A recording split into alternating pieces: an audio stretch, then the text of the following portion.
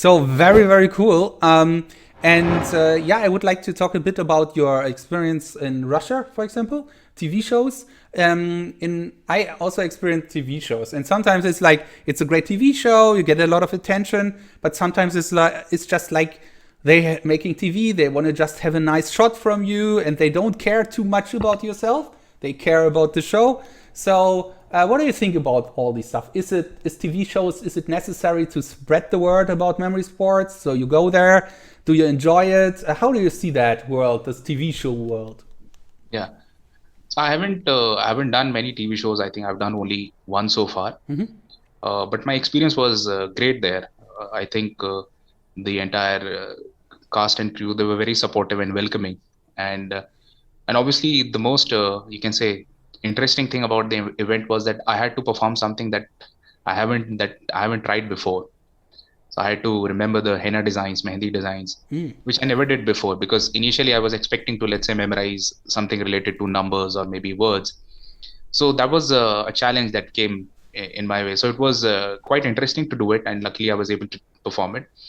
Uh, Now, regarding the second question as to whether we should go, I think it's actually always good to be on TV shows to spread the word, because I think I've seen a lot of people getting inspired after seeing videos of such performances, and obviously it gives a lot of exposure.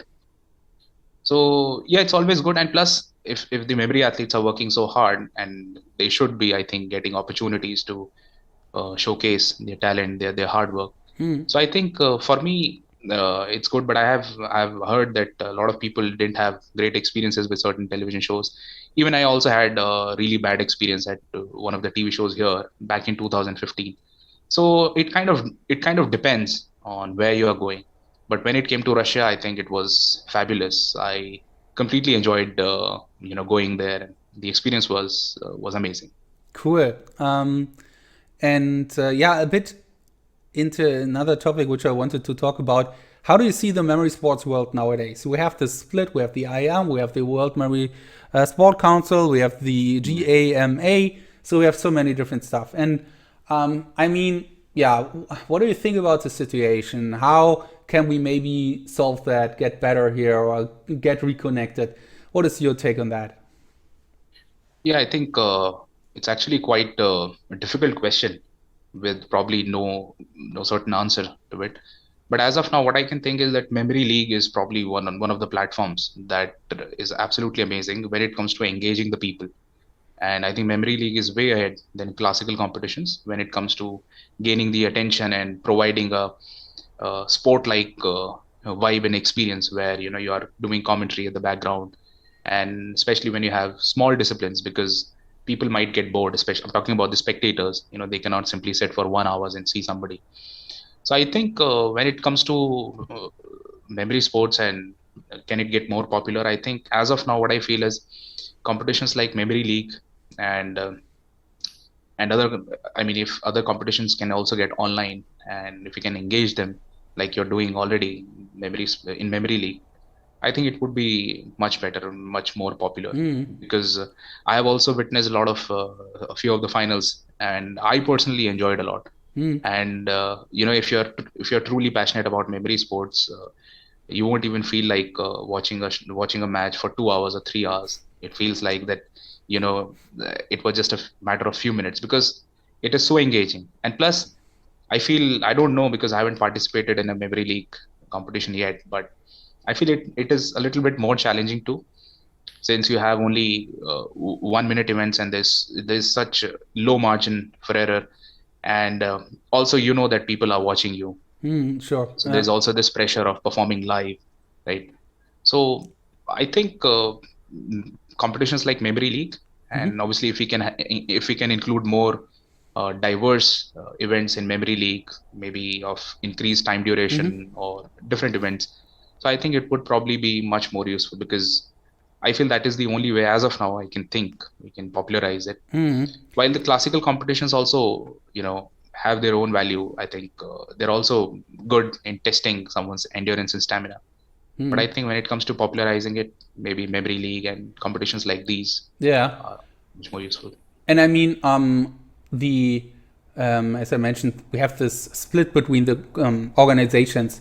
You don't have to go too deep into that if you don't want to, but what is your take on that?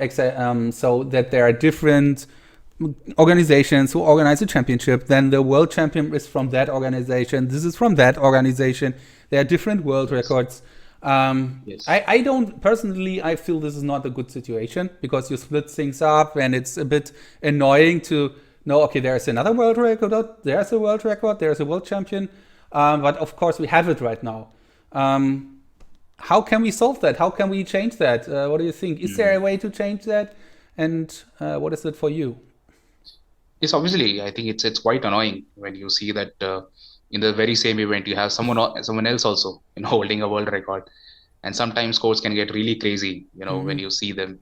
So it is annoying, to be very frank. But honestly speaking, I have always looked at as from a perspective of a memory athlete. I've always looked that if I'm getting an opportunity to participate in a WMSC event, I usually go there. I just figure out my logistics and my timings and all. But you're right. I mean, if we can kind of bridge it and bring all the competitors together under only one organization, it would be, much better. Because I think I've seen people also get confused because they think, okay, in this IM ranking, someone else is number one. Maybe in WMSC, someone else is number one, and also the differences in world records. So it kind of creates confusion. But as of now, I don't know how to actually bridge this gap because everybody is kind of busy in their own ways. But I think IM has done a good job as of now. It is more, you can say, athlete specific, athlete centric, which is a good thing. And I hope we can have more IM competitions in the future. So no clear cut answer to exactly how we can bridge it. So that is why I heavily emphasize on Memory League. Since it's live and everything is done live, you can actually see, people demonstrating their amazing abilities to memorize things live. So I think that is the reason why I was heavily emphasizing about Memory League and competitions like these. Okay, but when do we see you on Memory League? Yeah, I mean, it's an interesting question. I have done, I've been thinking to compete on Memory League for a while now. But somehow every time I kind of delay it that, okay, maybe next competition or maybe next competition, like that only. And but no clear cut answer to it. But I would say soon. I would definitely, okay. I would definitely look forward to competing it because I feel it kind of takes you out of the comfort zone. It challenges you since live event, people are watching you. Obviously, once you have done a lot of competition, then it becomes normal to you. But since I haven't competed in a Memory League game before, so I am thinking about these things more as of now because in the classical format, you're putting your headgears and everything, and you're just into your zone, right? And plus, you have time to review, and you have a lot of time in classical competition. But in Memory League, nothing like that. It's just one chance. Either you make it or break it. So soon, I think. Yeah, I mean now the year is almost over. There's one slam ahead in the World Championship, but then in next year in February the new 23 starts again. New year, new luck with new divisions. Maybe you can start then if you want. Would be very cool. And I mean, what would you do? Would you rather enter the league or rather play a match against Andrea, just an informal match? I mean, I would be fine with both the things. Yeah. So it doesn't really matter. Okay. So I think if people would want me to compete against any specific athlete, I'm fine with everything. Cool. That's very good to hear. Thank you for that. And I don't know how much time you have still right now. Is it okay for a couple of minutes or? Yeah, we can have, I think 15 more minutes we can Okay, cool. So I'm really, really looking forward to, if I can do anything to convince you starting Memory League, it would be very cool because it's really a cool sport and I would love to have you as a co-commentator at some point. Absolutely. Maybe at the African European Open, if you have time. Which is the next, you can say, closest memory competition on Memory League. Yeah, the closest one is the African European Open on November 6, 7. Okay. Or 5, 6? Yeah, so I can join you. Yeah, it would be cool. That would be great. Yeah, and I mean, maybe also commentating on one of Vishwa's matches. Vishwa is someone from India who is quite successful already there. Yes. So Fantastic. would He's be doing very well. cool. Do you know him in person? I think you Yes. do. I met him recently in the Indian Championship. I think he's doing a great job, and I'm really happy and impressed with his performance. Yeah. Cool. And there's one last topic which I want to talk about is sometimes you also you always have to aim high. That's what you suggest. What actually almost everyone is suggesting: go high, try to get 500, 700 speed numbers, and so on. And sometimes you in the past there has been issues with people seem to improve too fast. So some people think, okay, wow, they have a nice system. Others think, oh, they might cheat. And I was always torn here because I felt like I don't think these people are cheating. I was always like, why should they? I mean, this is why should they cheat here? I think they just have trained a lot more. They have done a lot of good stuff. And I was always like that. And I felt always a bit torn here because others said, okay, we found out they cheated. And how did you do that? I don't know. And I always believed in honesty. Unfortunately, like a while ago, I became aware of someone who was really cheating and who admitted to me that he cheated. And that was tough because I felt like, okay, obviously there are people who are not honest. That sometimes they are there. I don't know why. I can't tell for myself. I mean, what would be the point? If I would cheat, it doesn't make me happy. It would be any joy. I wouldn't be happy about that. Yes. So what is your take on this very difficult topic? But of course, this is something we have to address because we want to have a clean, nice sport for everyone. Yes, absolutely. So, yeah, I mean, absolutely, it's a difficult topic, and I would say that I think you've already probably given a brief answer to it also.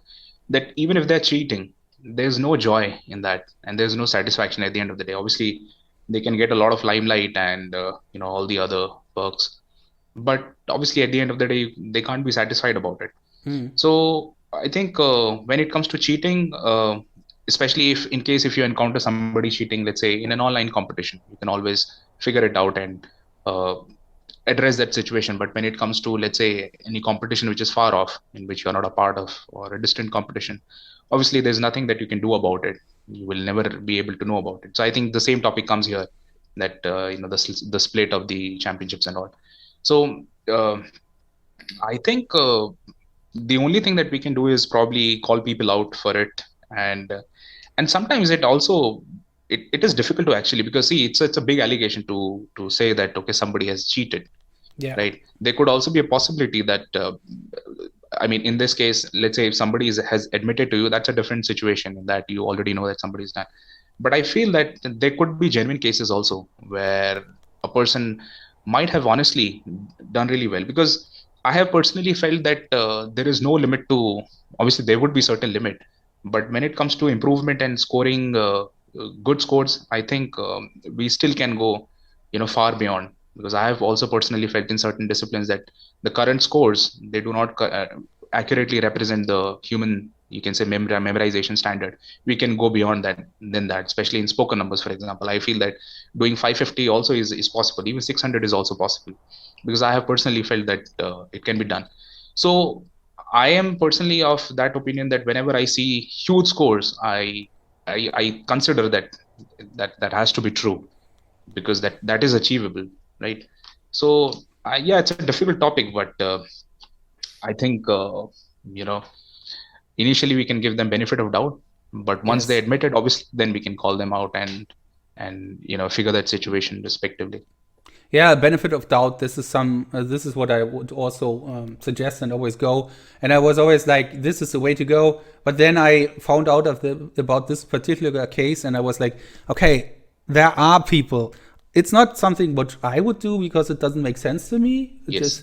But there are people. So was it on memory league or in classical? I don't want to talk too much about that because okay. But I respect that. Yeah. But so the people are there. There's not many, maybe just very, very few, but they are there. So you always have to think about things twice if you see. Yes. And that was a bit like, actually, it was a bit like a mental. I felt sad about that because before that I was always believed in, no, that can be true. Maybe they just that good, and this is okay. But after that, I was like, damn, this is really happening here and there. So yeah, tough one. So I felt a bit like heartbroken. Yes, absolutely. I mean, I can understand what you went through because it's shocking actually. Because as an athlete, you can never really think even in your dreams that somebody can cheat also, because you're always thinking about just improving yourself and proving yourself. Because I feel in memory sports, everybody, I think proving oneself is probably the biggest motivation because everybody wants to score high. But obviously, once you, as you mentioned, that you have encountered such thing, because probably that can not only make you upset but kind of shakes you from inside, that why Yeah, somebody is doing that in the first place. yeah. So yeah, I mean, difficult to kind of express that feeling. But in case, as you said, that initially we can give them benefit of doubt, but I think yes, in case if somebody is doing it, Of course. and I think we should appreciate if that person admitted to you personally. Sure. That is also appreciable, because accepting one's fault is not easy, right? So It's I think it's one of the hardest things human face, correct. committing to your own faults and say, okay, I did that, I won't do that again. So yeah, yeah, thank you for that opinion. And yeah, what is your personal highlight in terms of when it comes down to your training, the TV show, the competitions, your whole memory sports life? What would you count as your personal highlight in your memory sports life? Okay.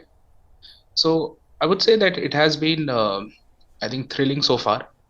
And the best part about this journey is that I never felt like that, okay, I think this is enough. I always felt like this is just the beginning.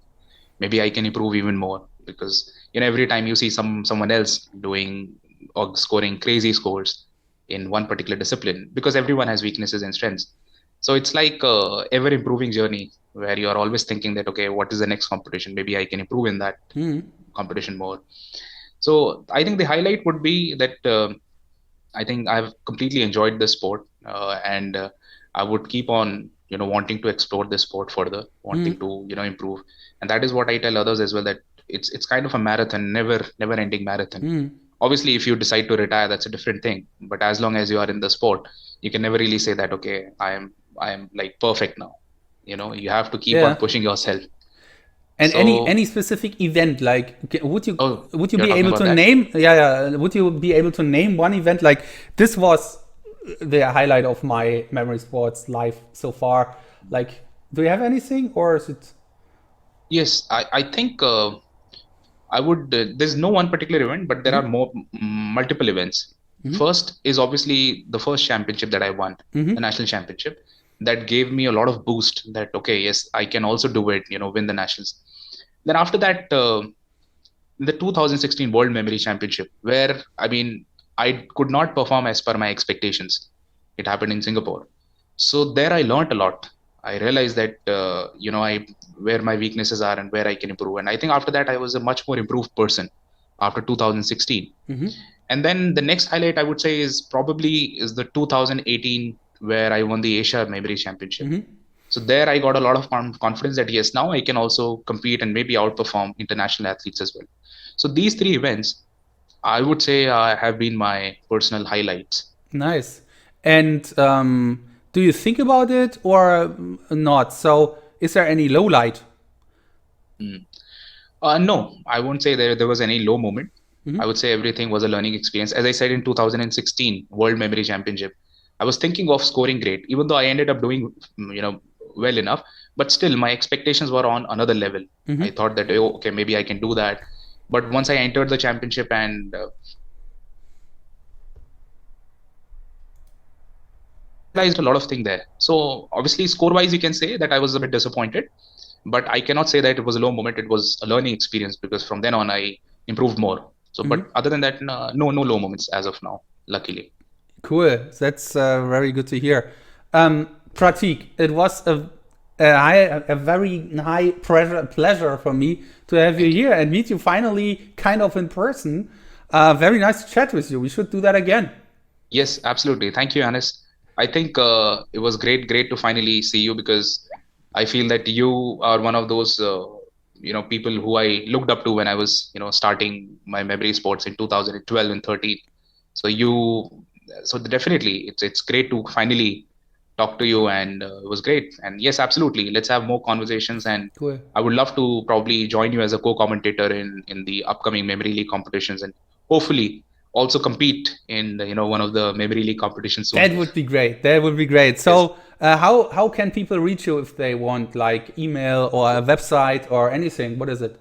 I think they can reach out to me on Facebook or Instagram. I think probably that's the most convenient and fastest way Cool. to. So I will put the your Instagram account there.